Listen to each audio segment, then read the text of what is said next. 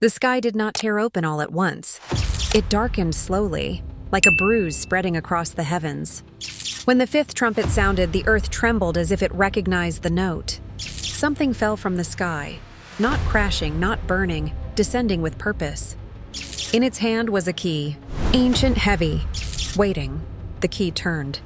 The ground split open, and a shaft without depth yawned wide. Smoke poured out, thick and alive, rising until the sun itself was swallowed.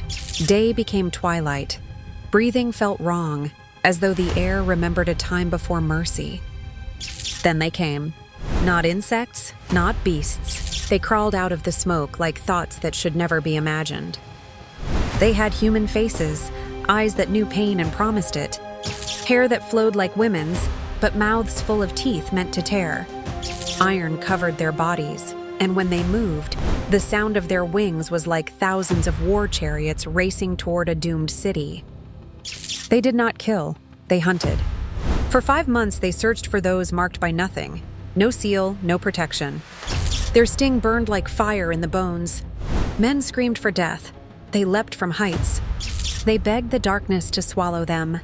Death refused. Above them all ruled a king. Not crowned, but feared. His name was whispered in every language, Abaddon the Destroyer. And he smiled at the suffering of the earth. Then the sixth trumpet cried out. At the great river Euphrates, chains older than the world snapped apart. 4 beings rose, angels once restrained, now unleashed. Behind them came an army too vast to count. The earth shook beneath 200 million riders. Their horses were not born of this world. Fire burst from their mouths. Smoke rolled from their nostrils.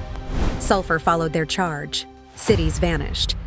A third of humanity fell in a single wave of judgment. And when the screams finally faded, when the smoke drifted away, those who remained stood among the ruins, blood on their hands, ash in their lungs, and still they did not turn back.